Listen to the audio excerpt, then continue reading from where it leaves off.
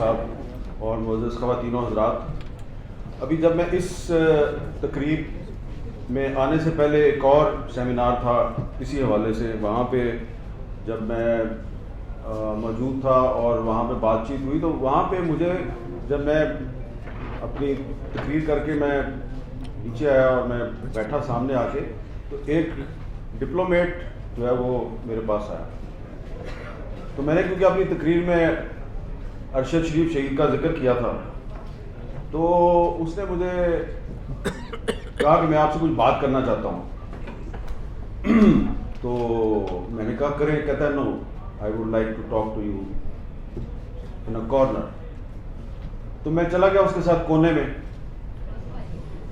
تو اس نے مجھے یہ بتایا کہ میں نے خود کانٹیکٹ کر کے، ابھی ارشد شریف جب پاکستان میں تھے تو میں نے ان کو کانٹیکٹ کر کے کہا کہ بھائی آپ کے لیے بڑے خطرات ہیں، بڑے مقدمے درج ہو رہے ہیں، تو آپ کوئی اپنا بندوبست کریں، میں آپ کو فیسیلیٹیٹ کر دیتا ہوں، آپ کا ہم ارجنٹلی کو ویزے کا بندوبست کر دیتے ہیں.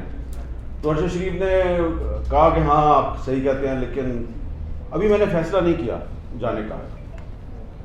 تو یہ بات میں یہاں پہ اس لیے کر رہا ہوں کہ یہاں پہ بھی ہمارے دوست بیٹھے ہوئے تھے، عامر متین اور مالک صاحب بھی، تو انہوں نے بھی، وہاں پہ میں بھی موجود تھا، انہوں نے بھی اس کو مشورہ دیا تھا، کاشف عباسی نے بھی مشورہ دیا تھا کہ آپ اپنے ویزے وغیرہ لگوا لیں. لیکن اس نے کہا کہ نہیں، میں نے پاکستان سے نہیں جانا، میں ادھر ہی لڑوں گا. لیکن پھر حالات اس طرح کے بنائے گئے کہ ارشد شریف فار دا ٹائم بینگ کچھ عرصے کے لیے اس کو کہا گیا کہ آپ منظر سے ہٹ جائیں.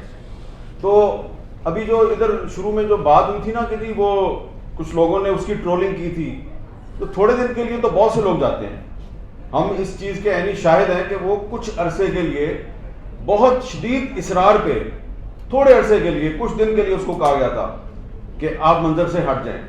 اور ابھی یہ 1.5-2 گھنٹے پہلے ایک ڈپلومیٹ جو ہیں، ویسٹرن ڈپلومیٹ، وہ بھی مجھے یہی بتا رہے تھے. تو میں نے اس کو کہا کہ ہاں آپ صحیح کہتے ہیں، ہمارے ساتھ بھی اس کی یہی بات ہوئی تھی، وہ پاکستان سے نہیں جانا چاہ رہا تھا، لیکن پھر اس کو کہا گیا کہ حکمت کا مظاہرہ کرو، تھوڑے دن کے لیے چلے جاؤ.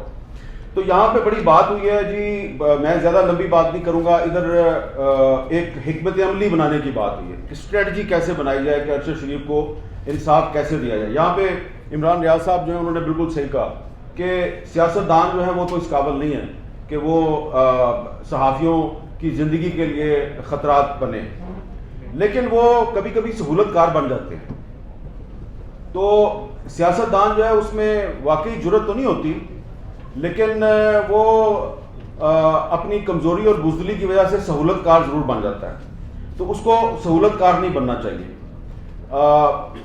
ہمارے یہاں پہ ایک دوست نے بھی بات کی، سلیم صاحبی صاحب نے، کہ انہوں نے بہت سے نام لیے، بہت سے صحافیوں کے نام لیے کہ اگر ان کے مقدمہ قتل یا ان کی شہادت کی تحقیقات کی جاتی، اس میں ہم اگر اپنی اتحاد کا مظاہرہ کرتے تو شاید ارشد شریف کو بھی شہید نہ کیا جاتا. اس حوالے سے بھی میں آپ کو ایک چیز بتانا چاہتا ہوں.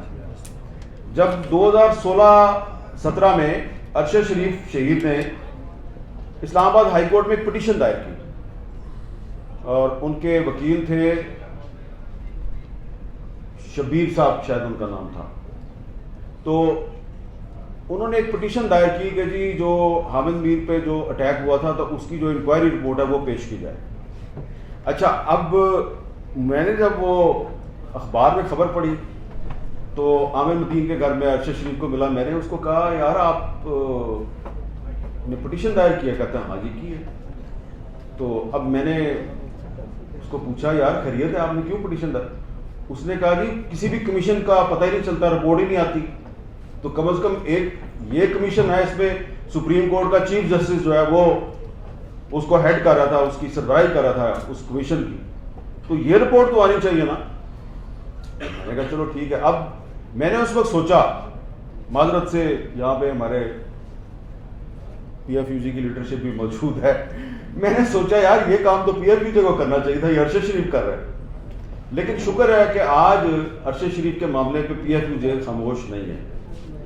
اور ایک بات میں آپ کو بڑے میں اس میں بہت کلیئر ہوں, بڑی میں کلیئرٹی کے ساتھ آپ کو بتا رہا ہوں. آپ جتنی مرضی یونٹی کا مظاہرہ کر لیں, آپ یو این کو خط لکھ دیں, آپ جا کے حکومت وقت کے ساتھ سارے اکٹھے ہو کے چلے جائیں, جتنا مرضی پریشر ڈال لیں, بات وہی ہے. 100 باتوں کی ایک ہی بات ہے بھائی, ابھی تک ایف آئی آر درج نہیں ہوئی تو بات آگے کیسے بڑھے گی؟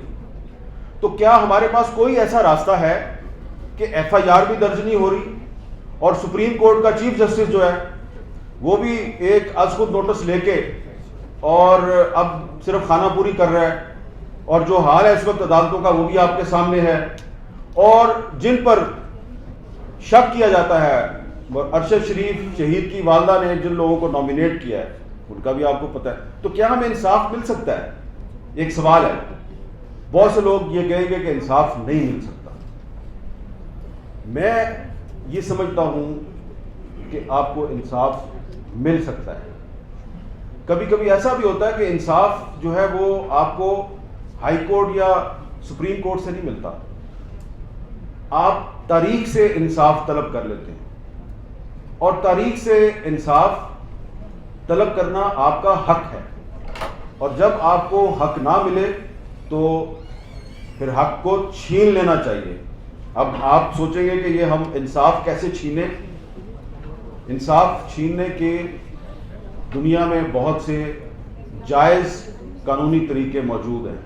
میں آپ کو ایک ایسی تجویز دینے لگا ہوں کہ اس تجویز پہ عمل کرتے ہوئے دنیا میں پچھلے 3-4 سال کے دوران بہت سے صحافی جن کو مختلف ممالک میں ان دی لائن آف ڈیوٹی ان کو قتل کر دیا گیا, تو ان کے اہل خانہ نے, ان کے ساتھیوں نے جدوجہد کی, ان کے ملک کی عدالتوں نے ان کو انصاف نہیں دیا, لیکن انہوں نے ایک ایسا راستہ اختیار کیا کہ قاتل نہ صرف بے نقاب ہوئے بلکہ ایک ساتھی نے لفظ استعمال کیا بلکہ ان کی نیمنگ بھی ہوئی اور ان کی شیمنگ بھی ہوئی. تو اگر یہ طریقہ کار جو ہے وہ افضل بٹ صاحب نے سعودی عرب کے صحافی عدنان خاشقجی کا ذکر کیا, جمال خاشقجی کا, تو جس طریقے سے آپ کو پتا ہے کہ جمال خاشقجی جو ہے اس کا مقدمہ کدھر چل رہا ہے؟ سعودی عرب میں تو نہیں چل رہا. کہاں چل رہا ہے؟ امریکہ میں بھی نہیں چل رہا. قتل ترکی میں ہوا تھا, وہاں میں بھی نہیں چل رہا. بھائی جان اس کا مقدمہ چل رہا ہے دی ہیگ میں. اچھا دی ہیگ میں کون چلا رہا ہے؟ میں آپ کو مثال یہ دینا چاہ رہا ہوں. میں آپ مثال اس لیے دے رہا ہوں, میں اس سے پہلے کلیئر کرنا چاہ رہا ہوں, ادھر بہت سے لوگ بیٹھے ہیں اور جو میں آپ کو تجویز دینے لگا ہوں وہ قابل عمل تجویز ہے. آپ کو کسی حکومت کے پاس جانے کی ضرورت نہیں, کسی یونائٹڈ نیشنز کے پاس جانے کی ضرورت نہیں. یہ کام آپ نے خود آپ کر سکتے ہیں with the help of civil society, لیکن اس کے لیے جرت اور بہادری کی ضرورت ہے, بھاگنا نہیں ہے. کام آپ کر لیں گے, بھاگنا نہیں ہے اس کے لیے. یہ طریقہ کیا ہے؟ یہ طریقہ برٹرینڈ رسل نے اختیار کیا تھا. جب 1966 میں برٹرینڈ رسل نے ایک رسل کورٹ قائم کیا پیپلز ٹریبیونل کے نام سے, ویتنام میں جو امریکہ نے وار کرائمز کیے, تو برٹرینڈ رسل نے ان وار کرائمز کے خلاف ایک پرائیویٹ کورٹ بنائی پیپلز کورٹ کے نام سے. اس کورٹ کا تعلق کسی حکومت سے نہیں تھا. اس کورٹ میں دنیا کے بڑے بڑے جو کانسٹیٹیوشنل ایکسپرٹ تھے, ریٹائرڈ جج تھے, پروسیکیوٹر تھے, سول سوسائٹی کے ایکٹیوسٹ تھے, ان کو بٹھایا گیا. انہوں نے باقاعدہ پروسیڈنگ کی, گواہ آئے, ان پہ جرح ہوئی, اور اس کا جو رسل کورٹ کا فیصلہ ہے اس فیصلے کے نتیجے میں امریکہ کو ویتنام میں جنگی جرائم کا مجرم قرار دیا گیا. اور جو رسل کورٹ کا جو فیصلہ تھا وہ اس کو کسی نے یہ نہیں کہا کہ جی یہ تعصب پہ مبنی فیصلہ تھا یا ہم اس کو نہیں مانتے. اور اس رسل کورٹ کے فیصلے کے بعد امریکہ ویتنام سے اپنی فوج نکالنے پر مجبور ہوا تھا. اس رسل کورٹ کو بعد میں پیپلز ٹریبیونل کا نام دیا گیا.